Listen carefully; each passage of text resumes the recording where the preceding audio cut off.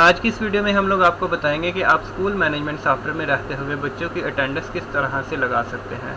सबसे पहले हम सॉफ्टवेयर को ऑन कर लेते हैं।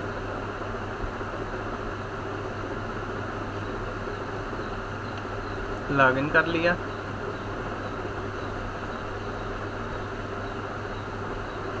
बच्चों की अटेंडेंस लगाने से पहले हमें उनका एकेडमिक ईयर जो है वो बनाना पड़ेगा। कुछ स्कूल्स ऐसे होते हैं कि उनका एकेडमिक ईयर जनवरी से स्टार्ट होता है और दिसंबर में ख़त्म हो जाता है, और कुछ ऐसे स्कूल्स होते हैं कि उनका एकेडमिक ईयर मार्च में स्टार्ट होता है और फरवरी के लास्ट में जाके ख़त्म हो जाता है। एकेडमिक ईयर क्रिएट करने के लिए हम एकेडमिक में जाएंगे, एकेडमिक ईयर में चले गए। एकेडमिक ईयर में जाने के बाद हम ये एकेडमिक ईयर आ रहा है, इस पर क्लिक करेंगे। इधर हम अपने एकेडमिक ईयर का टाइटल लिख देते हैं 2024 to 25। एकेडमिक ईयर हमारा स्टार्ट होगा 1 मार्च से। आप एकेडमिक ईयर अपनी मर्ज़ी से चेंज भी कर सकते हैं। मार्च की बजाय अगर आपका एकेडमिक ईयर 1 फरवरी से स्टार्ट हो रहा है तो आप 1 फरवरी सेलेक्ट कर लेंगे। इसी तरह हम डे 2 में जाके सिलेक्ट कर लेते हैं जनवरी 31। स्टेटस एक्टिव कर दिया, ऐड पे क्लिक कर दिया, रिकॉर्ड इंसर्टेड सक्सेसफुली। दूसरे नंबर पे हम डेज ऑफ वीक में जाएंगे। ये हमारे पास जितने भी हमारे डेज ऑफ वीक हैं वो आ रहे हैं।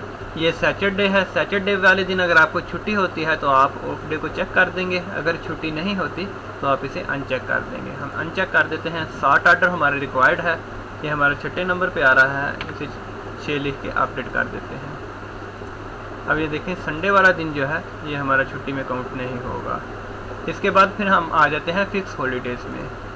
फिक्स हॉलीडेज़ में हमारे वो हॉलीडेज़ होते हैं जो फिक्स होते हैं, जैसे इंडिपेंडेंस डे आज़ादी दिन होता है, इधर हम लिख देते हैं इंडिपेंडेंस डे। ये आता है 14 अगस्त को, इधर लिख दिया 14 और इधर सेलेक्ट कर लेते हैं अगस्त। अगर तो ये छुट्टी सिर्फ स्टूडेंट्स को आपने देनी है तो स्टूडेंट्स को सिलेक्ट कर लेंगे, अगर सिर्फ स्टाफ को छुट्टी देनी है तो सिर्फ स्टाफ को सिलेक्ट कर लेंगे और स्टूडेंट्स को आप अनचेक कर देंगे। लेकिन अगर ये छुट्टी स्टाफ और स्टूडेंट्स दोनों को होती है तो दोनों को आपने चेक कर लेना है। चेक करने के बाद ऐड के बटन पे आपने क्लिक करना है। ये हमारा फिक्स हॉलीडेज़ जो है वो हमने सिस्टम को बता दिया है कि 14 अगस्त वाले दिन हमारा हॉलीडे होता है। इसी तरह कस्टम हॉलीडेज़ हैं। कस्टम हॉलीडेज़ में हमारे वो वाले हॉलीडेज़ आ जाते हैं कि जिनका पता नहीं होता।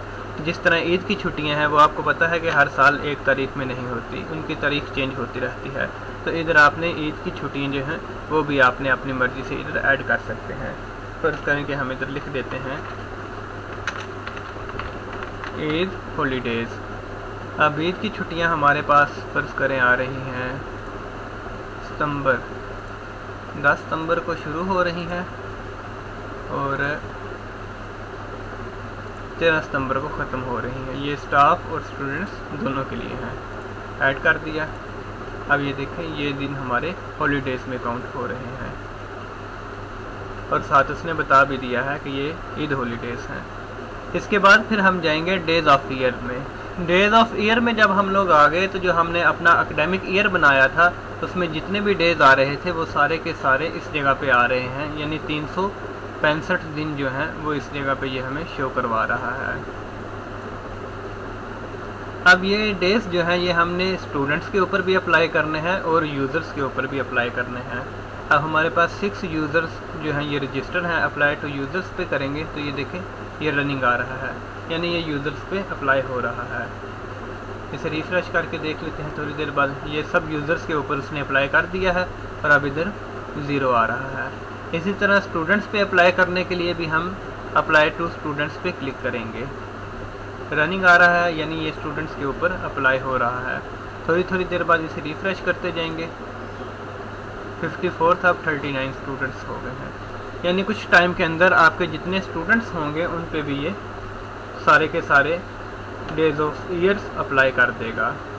अब इसे रिफ़्रेश किया तो इधर भी हमारे पास स्टूडेंट्स की तादाद जो है ये 0 हो गई, यानी जितने भी स्टूडेंट्स थे उन पे ये डेज ऑफ ईयर अप्लाई हो गए हैं। अब इसे क्लोज़ करते हैं और अटेंडेंस लगाने के लिए हम लोग जाएंगे स्टूडेंट्स में जाके अटेंडेंस में चले जाएंगे, मैनुअल अटेंडेंस में चले जाएंगे। आप बारकोड के ज़रिए भी अटेंडेंस लगा सकते हैं और बायोमेट्रिक के ज़रिए भी अटेंडेंस लगा सकते हैं। मैनुअल अटेंडेंस पे क्लिक किया इधर से हम अपनी क्लास जो है उसे सिलेक्ट कर लेते हैं, क्लास 1 आ गई। इधर से हम उसका सेक्शन सिलेक्ट कर लेते हैं और गो के बटन पे क्लिक कर दिया। अब इस क्लास में हमारे पास 2 बच्चे आ रहे हैं। इनमें से एक बच्चा हमारे पास इन टाइम है और एक बच्चा हमारे पास एब्सेंट है।